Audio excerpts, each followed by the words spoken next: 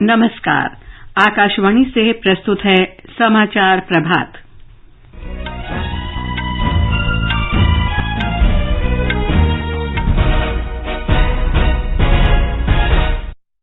प्रधानमंत्री नरेंद्र मोदी आज हिमाचल प्रदेश के शिमला में गरीब कल्याण सम्मेलन में सरकारी योजनाओं के लाभार्थियों से बातचीत करेंगे। श्री मोदी किसान सम्मान निधि योजना के तहत 10 करोड़ किसानों को 21,000 करोड़ रुपए की 11वीं किस्त जारी करेंगे। केंद्र ने प्रधानमंत्री रोजगार सृजन कार्यक्रम को 5 साल के लिए बढ़ाने की मंजूरी दी। उपराष्ट्रपति एम वेंकैया नायडू गैबॉन पहुंचे। गैबॉन के प्रधानमंत्री रोज क्रिस्टियन ओसुका रापोंडा के साथ प्रतिनिधि मंडल स्तर की वार्ता करेंगे। यूरोपीय संघ के नेता साल के अंत तक 90% रूस से तेल के आयात पर प्रतिबंध लगाने पर सहमत। आज विश्व तंबाकू निषेध दिवस। जकार्ता में एशिया कप पुरुष हॉकी टूर्नामेंट में मौजूदा चैंपियन भारत आज अपने अंतिम super 4 round robin league match में दक्षिण कोरिया के साथ खेलेगा। और फ्रेंच ओपन टेनिस टूर्नामेंट के पुरुष डबल्स में भारत के रोहन बोपन्ना नीदरलैंड्स के मार्क मिडलकॉप की जोड़ी सेमीफाइनल में पहुंची। डेनियल मेदवेदेव और स्टेफानोस सित्सिपास पुरुष सिंगल से बाहर हुए।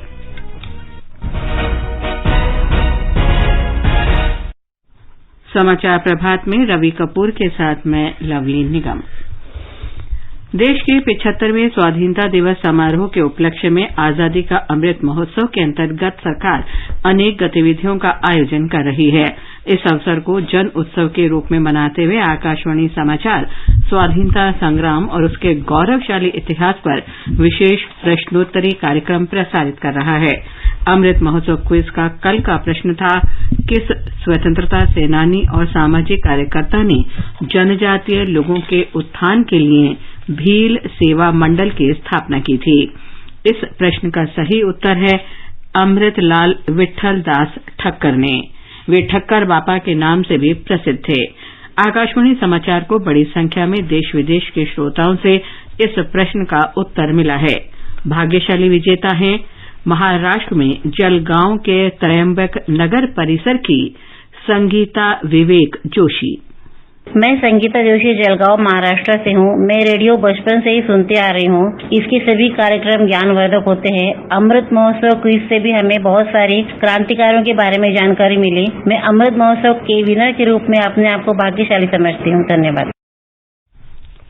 और अब अमृत महोत्सव क्विज का 84वां प्रश्न।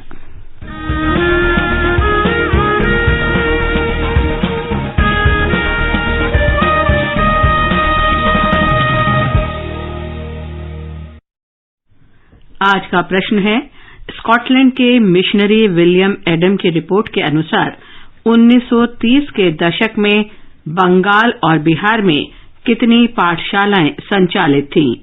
प्रश्न फिर सुन लें। स्कॉटलैंड के मिशनरी विलियम एडम की रिपोर्ट के अनुसार 1930 के दशक में बंगाल और बिहार में कितनी पाठशालाएं संचालित थीं? श्रोता अपने उत्तर व्हाट्सएप नंबर 8826546262 पर भेज सकते हैं या हमें इस पते पर ईमेल कर सकते हैं amritmahotsav@prasarbharati.gov.in। इसे एक बार फिर सुन लें। व्हाट्सएप नंबर है 8826546262 और ईमेल पता amritmahotsav@prasarbharati.gov.in। एक भाग्यशाली प्रतिभागी को विजेता चुना जाएगा और कल के समाचार प्रभात में उनके नाम की घोषणा की जाएगी। विजेता को ई प्रमाण पत्र और पुरस्कार दिया जाएगा। प्रधानमंत्री नरेंद्र मोदी आज हिमाचल प्रदेश में शिमला में गरीब कल्याण सम्मेलन में भाग लेंगे। ये सम्मेलन केंद्र में भारतीय जनता पार्टी सरकार के 8 वर्ष पूरे होने पर आयोजित किया जा रहा है। प्रधानमंत्री सम्मेलन के दौरान विभिन्न मंत्रालयों और विभागों के अनेक कार्यक्रमों के लाभार्थियों से बातचीत करेंगे। इस अवसर पर श्री मोदी प्रधानमंत्री किसान सम्मान निधि योजना की 11वीं किस्त भी जारी करेंगे। प्रधानमंत्री के दौरे को देखते हुए हिमाचल प्रदेश की राजधानी शिमला में व्यापक सुरक्षा प्रबंध किए गए हैं। हमारे संवाददाता ने बताया कि इस अवसर पर विशाल रैली और रोड शो भी आयोजित किया जाएगा। प्रधानमंत्री नरेंद्र मोदी के दौरे को देखते हुए राजधानी शिमला में सुरक्षा के कड़े प्रबंध किए गए हैं। रैली के चलते लोगों सहित भाजपा कार्यकर्ताओं में भारी उत्साह देखा जा रहा है। इस दौरान प्रधानमंत्री 9 मंत्रालय और विभागों की 16 योजनाओं व कार्यक्रमों के लाभार्थियों से बातचीत करेंगे। गरीब कल्याण सम्मेलन के नाम से कार्यक्रम आजादी के अमृत महोत्सव के तहत आयोजित किया जा रहा है। समारोह के दौरान देश भर के किसानों को किसान सम्मान निधि की 11वीं किस्त भी जारी की जाएगी। इस किस्त में 21,000 करोड़ रुपए लाभार्थियों को आवंटित किए जाएंगे। समारोह में केंद्रीय मंत्री अनुराग सिंह ठाकुर भी शामिल होंगे। उधर भाजपा के राज्य कार्यालय के अनुसार प्रधानमंत्री द्वारा संबोधित की जाने वाली मेगा रैली में लगभग 50,000 लोगों के शामिल होने की उम्मीद है। वहीं वर्चुअल माध्यम से इस कार्यक्रम में देश भर से 17 लाख लोग भाग लेंगे। आयोजन को सफल बनाने के लिए प्रत्येक जिले में 3 से 4 LED लगाए गए हैं, जहां जनता प्रधानमंत्री का संबोधन देख और सुन सकेगी। ऐतिहासिक रिज मैदान पर होने वाली रैली से पहले शहर में प्रधानमंत्री के नेतृत्व में भव्य रोड शो का भी आयोजन किया जा रहा है। संजीव सुंदरियाल, आकाशवाणी समाचार, शिमला। विदेश राज्य मंत्री वी मुरलीधरन आज केरल में तिरुवनंतपुरम में गरीब कल्याण सम्मेलन के अंतर्गत केंद्रीय योजनाओं के लाभार्थियों से बातचीत करेंगे। ये कार्यक्रम श्रीकरियम में केंद्रीय फसल अनुसंधान संस्थान ICAR में होगा और इसे शिमला में आज हो रहे प्रधानमंत्री के कार्यक्रम के साथ सीधा जोड़ा जाएगा। केंद्रीय कृषि मंत्री नरेंद्र सिंह तोमर और ICAR के महानिदेशक डॉक्टर त्रिलोचन महापात्रा वर्चुअल माध्यम से कार्यक्रम में शामिल होंगे और किसानों से बातचीत करेंगे। केंद्र सरकार की न्यूनतम समर्थन मूल्य योजना से देश के किसानों को व्यापक लाभ हुआ है। महाराष्ट्र के उस्मानाबाद के किसान प्रवीण शंकर शेलके ने आकाशवाणी से बातचीत में अन्य किसानों से भी खुले बाजार में अपना उत्पाद बेचने की जगह सरकार की न्यूनतम समर्थन मूल्य योजना को अपनाने का आग्रह किया। मेरा नाम प्रवीण शंकर शेलके है। मैं उस्मानाबाद जिले के कलम तालुका में से वानेवाड़ी बोल के मेरा एक छोटा सा गांव है। हर साल हम ओपन मार्केट में या चालू मंडी में बेचते थे। इस साल हमने जो गवर्नमेंट का MSP योजना है, वहाँ हमने हमारा चना 5,230 रुपया प्रति क्विंटल के हिसाब से बेचा। मैं हर किसान भाइयों से यही कहूंगा कि अगर हमारे माल को MSP में अच्छे रेट मिलते हैं तो हम ओपन मार्केट की तरफ न जाते हुए इस गवर्नमेंट की योजना में सहभाग ले और हमारे खेती में का जो भी नफा है, मोबदला है, वो बढ़ाइए। महाराष्ट्र के अहमदनगर की किसान उत्पादक कंपनी के विट्ठल पिसाई ने आकाशवाणी समाचार से बातचीत में कहा कि FPO किसानों को अपनी आर्थिक और सामाजिक स्थिति में सुधार लाने में सहायता दे रहे हैं। मैं Vitthal Pisai Amar Singh agro producer company Karjat जिला अहमदनगर महाराष्ट्र से बात कर रहा हूँ। सेंट्रल गवर्नमेंट ने जो FPO के लिए नई नई स्कीम लाई है, उसका यूज करके FPO अभी प्रगति कर रही है। उसमें इंफ्रास्ट्रक्चर खड़ा हो रहा है। सेंट्रल गवर्नमेंट ने जो एग्री इंफ्रा फंड दिया है, FPO खुद का एग्रीकल्चर मार्केटिंग इंफ्रास्ट्रक्चर खड़ा कर रही है। इससे उपज को अच्छा दाम मिल जाएगा। उसके साथ FPO MSP प्रोक्योरमेंट सेंटर चला रही है, उसके तहत किसानों को MSP मिल रही है। प्रधानमंत्री नरेंद्र मोदी के नेतृत्व में केंद्र की NDA सरकार के सफलतापूर्वक 8 वर्ष पूरे होने के अवसर पर आकाशवाणी का समाचार सेवा प्रभाग लोगों के जीवन में बदलाव लाने वाली केंद्र सरकार की महत्वपूर्ण योजनाओं पर विशेष कार्यक्रमों की श्रृंखला प्रसारित कर रहा है।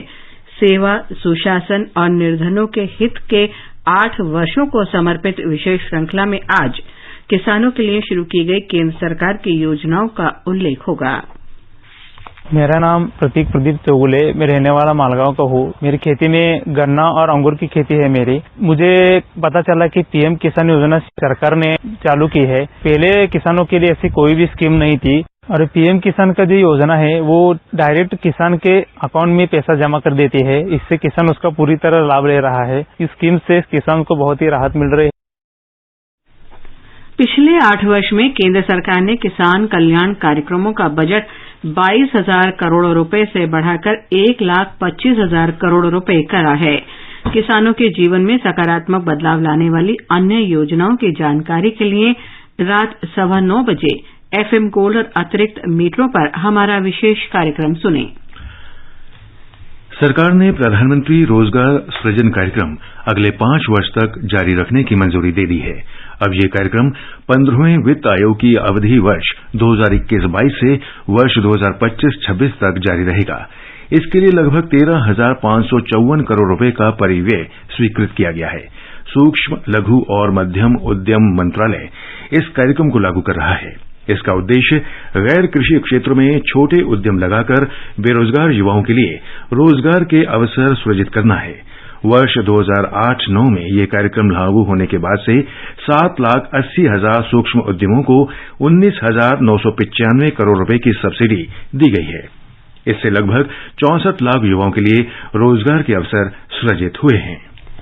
जम्मू कश्मीर में पुलवामा जिले के अवंतीपोरा में आज सुबह सुरक्षा बलों के साथ मुठभेड़ में 2 आतंकवादी मारे गए।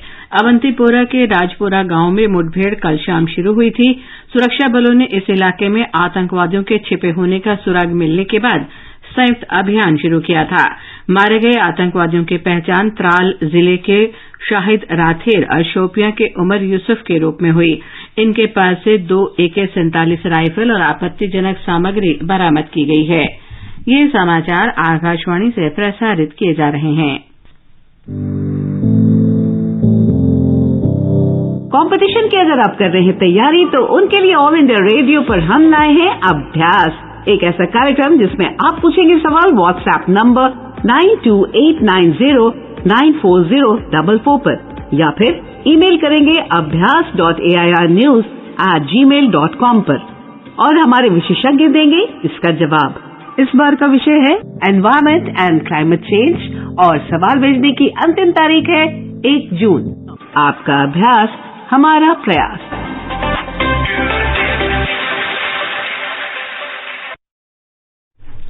समाचार प्रभात में आपका फिर स्वागत है। उपराष्ट्रपति एम वेंकैया नायडू कल रात गैबोन में लिब्रेविले पहुंचे। श्री नायडू 3 देशों गैबोन, सेनेगल और कतर की यात्रा पर हैं। गैबोन के प्रधानमंत्री रॉस क्रिस्टियाने ओसुका रपोंजा और विदेश मंत्री माइकल मूसा आदामो ने श्री नायडू का स्वागत किया। उपराष्ट्रपति के साथ एक उच्च स्तरीय शिष्टमंडल भी गया है, जिसमें स्वास्थ्य और परिवार कल्याण राज्य मंत्री डॉक्टर भारती पवार, 3 सांसद सुशील कुमार मोदी, विजय पाल सिंह तोमर और पी रविन्द्रनाथ शामिल हैं। गैबोन की यात्रा के दौरान उपराष्ट्रपति प्रधानमंत्री के साथ शिष्टमंडल स्तर की वार्ता करेंगे। वे गैबोन में व्यापारिक समुदाय से बातचीत करेंगे और भारतवंशियों को संबोधित करेंगे। भारत के उपराष्ट्रपति की इन 3 देशों की ये पहली यात्रा है। तेलंगाना में कोविड महामारी के दौरान अपने माता पिता या अभिभावकों को खो चुके 250 से अधिक बच्चों को केंद्र सरकार ने पीएम केयर्स फॉर चिल्ड्रंस योजना के तहत गोद लिया है। प्रधानमंत्री नरेंद्र मोदी ने कल वीडियो कॉन्फ्रेंस के माध्यम से इस योजना के लाभों की जानकारी साझा की। मेरा नाम मोहम्मद गौस है। मैं इंटर फर्स्ट ईयर से हूँ क्रिस्टन कॉलेज से। मेरे मम्मी पापा की कोविड से डेथ हो गई, तो एनजीओ के थ्रू कलेक्टर ऑफिस गया फर्स्ट ईयर का। पूरी पढ़ाई की हेल्प हो रही है। मोदी सर की तरफ से मेरा सपना पूरा होता सॉफ्टवेयर इंजीनियर बनने का। मोदी सर हम लोग गार्डियंस के जैसा देख रहे हैं। मैं शुक्रिया बोलना चाह रहा हूँ। कोविड महामारी के दौरान अपने माता पिता को खो चुका हैदराबाद के मोहम्मद गौस को कल पीएम केयर्स के तहत सहायता उपलब्ध कराई गई। मोहम्मद गौस ने हमारे संवाददाता से बातचीत में बताया कि सॉफ्टवेयर इंजीनियर बनना चाहता है और योजना के तहत मिली सहायता से उसे अपने सपनों को पूरा करने में मदद मिलेगी।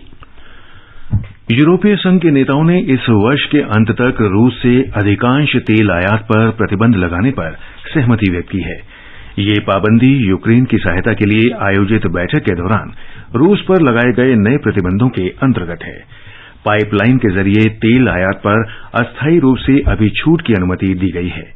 यूरोपीय संघ परिषद के अध्यक्ष चार्ल्स मिशेल ने कहा कि सहमति के अंतर्गत रूस से तेल आयात के 2/3 से भी अधिक पर प्रतिबंध लगाया जाएगा। यूरोपीय संघ की प्रमुख उर्सुला वान देर ने कहा कि इससे रूस से लगभग 90% तेल आयात प्रभावित होगा। उन्होंने कहा कि नए प्रतिबंधों के लिए सभी 27 सदस्य देशों की सहमति जरूरी थी। इसे बुधवार तक कानूनी रूप से अनुमोदित कर दिया जाएगा।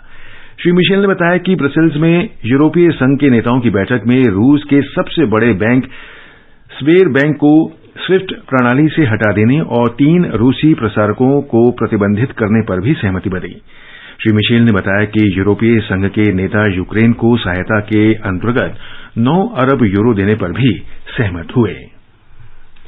तमिलनाडु में ऑल इंडिया अन्ना डीएमके के 2 और कांग्रेस के 1 उम्मीदवार ने राज्यसभा के द्विवार्षिक चुनाव के लिए कल नामांकन भरे। इन्होंने चेन्नई में विधानसभा सचिव श्रीनिवासन को अपने पर्चे प्रस्तुत किए। कांग्रेस के वरिष्ठ नेता और पूर्व केंद्रीय मंत्री पी चिदम्बरम ने कांग्रेस के उम्मीदवार के रूप में नामांकन भरा। नामांकन भरने का आज अंतिम दिन है। पर्चों की जांच कल होगी और उम्मीदवार 3 जून तक अपने नाम वापस ले सकेंगे। जरूरत पड़ने पर मतदान 10 जून को होगा और उसी दिन शाम को परिणाम घोषित होने की उम्मीद है। देश में अब तक 193 करोड़ 43 लाख से अधिक कोविड टीके लगाए जा चुके हैं। स्वास्थ्य और परिवार कल्याण मंत्रालय ने बताया कि कल 11,67,000 से अधिक टीके लगाए गए। 12 से 14 वर्ष आयु वर्ग के बच्चों को अब तक 5 करोड़ 2 लाख से अधिक टीके लगाए जा चुके हैं। अब तक 3 करोड़ 50 लाख से अधिक एहतियाती डोज पात्र श्रेणी के लोगों को लगाई गई है। आगे बढ़ने से पहले एक नजर मुख्य समाचारों पर। प्रधानमंत्री नरेंद्र मोदी आज हिमाचल प्रदेश के शिमला में गरीब कल्याण सम्मेलन में सरकारी योजनाओं के लाभार्थियों से बातचीत करेंगे। श्री मोदी किसान सम्मान निधि योजना के तहत 10 करोड़ किसानों को 21,000 करोड़ रुपए की 11वीं किस्त जारी करेंगे। केंद्र ने प्रधानमंत्री रोजगार सृजन कार्यक्रम को 5 साल के लिए बढ़ाने की मंजूरी दी। उपराष्ट्रपति एम वेंकैया नायडू गैबॉन पहुंचे। गैबॉन के प्रधानमंत्री रोज क्रिस्टियन उसुका रापंडा के साथ प्रतिनिधिमंडल स्तर की वार्ता करेंगे। यूरोपीय संघ के नेता साल के अंत तक रूस से 90% तेल के आयात पर प्रतिबंध लगाने पर सहमत। आज विश्व तंबाकू निषेध दिवस। जकार्ता में एशिया कप पुरुष हॉकी टूर्नामेंट में मौजूदा चैंपियन भारत आज अपने अंतिम super 4 round robin league match में दक्षिण कोरिया के साथ खेलेगा। फ्रेंच ओपन टेनिस टूर्नामेंट के पुरुष डबल्स में भारत के रोहन बोपन्ना और नीदरलैंड्स की मात्वे मिडलकॉप की जोड़ी सेमीफाइनल में पहुंची। डेनिल मेदवेदेव और स्टेफानोस सित्सिपास पुरुष सिंगल से बाहर हुए।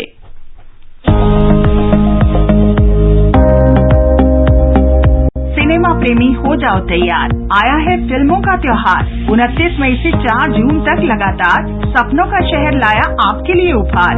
देखिए Mumbai international film festival online भी ऑफलाइन भी। पंजीकरण कराएं www.miff.in पर।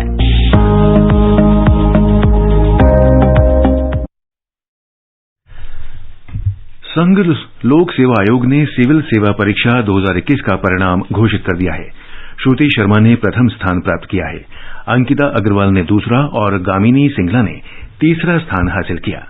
प्रधानमंत्री नरेंद्र मोदी ने उत्तीर्ण छात्रों को शुभकामनाएं दी हैं। फ्रेंच ओपन टेनिस टूर्नामेंट के पुरुष डबल्स में भारत के रोहन बोपन्ना और नीदरलैंड्स के मात्वे मिडलकॉप की जोड़ी पहली बार सेमीफाइनल में पहुंची है। सेमीफाइनल में इस जोड़ी का मुकाबला एल साल्वाडोर के मार्सेलो एरेवालो और नीदरलैंड्स के जॉन जूलियन रोजर की जोड़ी से होगा। रोहन बोपन्ना 7 वर्ष में पहली बार किसी ग्रैंड स्लैम टूर्नामेंट के पुरुष डबल सेमीफाइनल में पहुंचे हैं। पुरुष सिंगल्स में विश्व के नंबर 2 खिलाड़ी डेनिल मेदवेदेव और स्टेफानोस सित्सिपास टूर्नामेंट से बाहर हो गए हैं। मेदवेदेव को पूर्व अमेरिकी ओपन चैंपियन क्रोएशिया के मारिन सिलिक ने 6-2, 6-3, 6-2 से हराकर क्वार्टर फाइनल में जगह बनाई। उधर सित्सिपास डेनमार्क के हॉलगर रून से हार गए। महिला सिंगल्स में पोलैंड की इगा स्वियातेक चीन की जेंग क्रिनविन को हराकर क्वार्टर फाइनल में पहुंच गई हैं। अमेरिका की जेसिका पेगुला ने रोमानिया के इरिना केमेलिया बेगू को हराकर क्वार्टर फाइनल में जगह बनाई। इंडोनेशिया के जकार्ता में एशिया कप पुरुष हॉकी टूर्नामेंट में मौजूदा चैंपियन भारत आज अपने अंतिम super 4 round robin league match में दक्षिण कोरिया के साथ खेलेगा। भारत इस मैच को जीतकर टूर्नामेंट के फाइनल में जगह बनाने की कोशिश करेगा। आज सुपर 4 के अन्य मैच में जापान और मलेशिया भी आमने सामने होंगे। आज विश्व तंबाकू निषेध दिवस है। ये दिन तंबाकू से होने वाले नुकसान के बारे में जागरूकता पैदा करने के लिए मनाया जाता है। विश्व तंबाकू निषेध दिवस का विषय है पर्यावरण की रक्षा। इस अवसर पर देश भर में कई कार्यक्रम आयोजित किए जा रहे हैं। आजादी का अमृत महोत्सव के अंतर्गत आइए अब सुनते हैं आकाशवाणी की विशेष प्रस्तुति आजादी का सफर। आजादी का अमृत महोत्सव।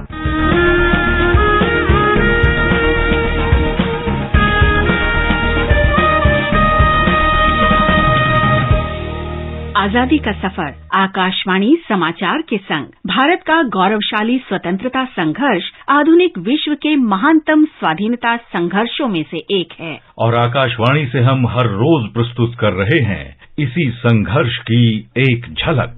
वंदे मातरम भारतीय पताका निरूपकल्पन जेपी तरतराल तरगनंत प्रतिभक्तानंदिंची। 31 मई 1921 को गांधीवादी राष्ट्रवादी पिंगली वेंकैया ने ऑल इंडिया कांग्रेस कमेटी के विजयवाड़ा अधिवेशन के दौरान महात्मा गांधी के समक्ष राष्ट्रीय ध्वज का आरंभिक डिजाइन प्रस्तुत किया था। मूल डिजाइन में 2 रंग थे, लाल और हरा। ध्वज को बीच से क्षैतिज रूप से विभाजित करने के लिए लाला हंसराज सोढ़ी ने पारंपरिक चरखे को शामिल करने का सुझाव दिया, जो स्थानीय धागों से स्वयं बनाए गए कपड़ों के माध्यम से भारतीयों को स्वावलंबी बनाने के लिए गांधी जी के अभियान से जुड़ा था। गांधी जी ने बीच में सफेद पट्टी जोड़कर ध्वज को संशोधित किया। इससे चरखे के लिए पृष्ठभूमि भी स्पष्ट रूप से उपलब्ध हो गई।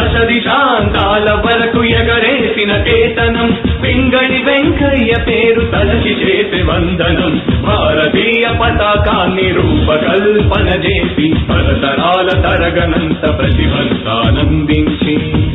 ये ध्वज भारत के लिए राष्ट्रवाद से जुड़ गया और अगस्त 1931 में कांग्रेस पार्टी की वार्षिक बैठक में इसे आधिकारिक रूप से मान्यता दे दी गई। उसी समय पट्टियों की वर्तमान व्यवस्था और लाल के बजाय गहरे केसरिया रंग का उपयोग किया गया।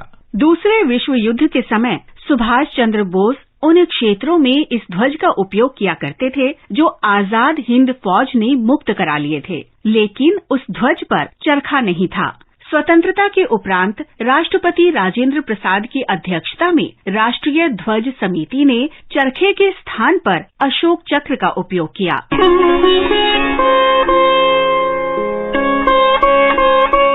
आज हम स्वाधीनता सेनानी और मध्य प्रदेश के पूर्व मुख्यमंत्री द्वारका प्रसाद मिश्र का भी स्मरण कर रहे हैं। उनका निधन 31 मई 1988 को हुआ था। द्वारका प्रसाद मिश्र ने राष्ट्रवादी आंदोलनों में सक्रिय योगदान किया था। वो असहयोग आंदोलन और भारत छोड़ो आंदोलन से भी जुड़े रहे। द्वारका प्रसाद का जन्म 5 अगस्त 1901 को उत्तर प्रदेश के उन्नाव जिले में हुआ था। वर्ष 1920 में द्वारका प्रसाद मिश्र महात्मा गांधी के आह्वान पर स्वतंत्रता संघर्ष में शामिल हो गए। वे असहयोग आंदोलन में शामिल हुए और राष्ट्रवादी आंदोलनों में अग्रिम पंक्ति में बने रहे। वे 1932, 1940 और 1942 के दौरान जेल गए।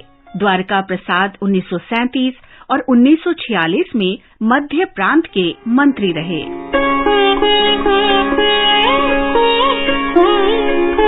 पत्रकार और साहित्यकार द्वारका प्रसाद मिश्र ने 1921 में श्री शारदा मासिक का संपादन किया। वो 1931 में दैनिक लोकमत और 1947 में साप्ताहिक सारथी के संपादक रहे। मोतीलाल नेहरू ने लोकमत में लिखे उनके संपादकीय की प्रशंसा की थी, जो लाला लाजपत राय के निधन पर लिखा गया था। उन्होंने कहा था कि भारत के श्रेष्ठ आपराधिक वकील भी उस भीषण घटना पर इससे श्रेष्ठ आरोप पत्र तैयार नहीं कर सकते। स्वतंत्रता के बाद द्वारका प्रसाद मिश्र 2 बार मध्य प्रदेश के मुख्यमंत्री चुने गए। वो जीवन के अंत तक जन कल्याण के लिए प्रतिबद्ध रहे। महान भारतीय द्वारका प्रसाद मिश्र को आकाशवाणी समाचार का नमन। आज हम समाज सुधारक संत राम बीए को भी स्मरण कर रहे हैं। उनका निधन 31 मई 1988 को हुआ था। संत राम ने अपना जीवन जाति विहीन और वर्गहीन समाज के निर्माण के लिए समर्पित कर दिया था। वे चांद, सुधा, सरस्वती, क्रांति और भारतीय जैसी पत्रिकाओं में लेख के माध्यम से ये नेक कार्य करते रहे। वे राहुल संकृत्यायन के निकट मित्र थे।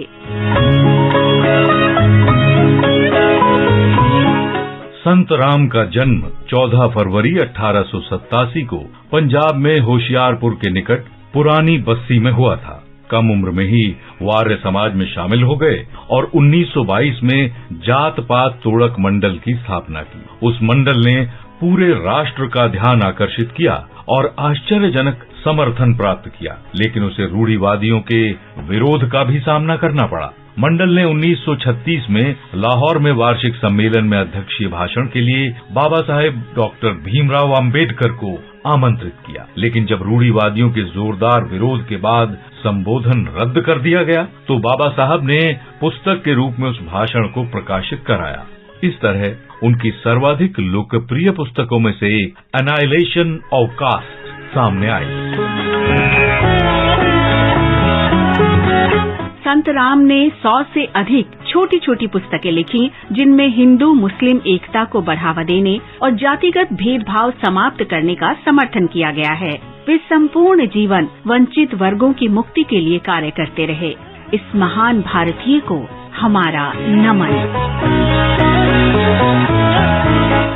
आज बस इतना ही। आजादी का सफर आकाशवाणी के संग। कल फिर मिलेंगे एक नई कड़ी के साथ।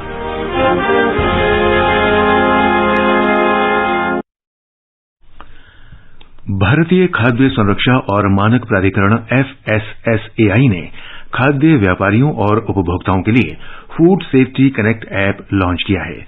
इसके द्वारा सरलता से FSSAI पंजीकरण का आवेदन किया जा सकता है।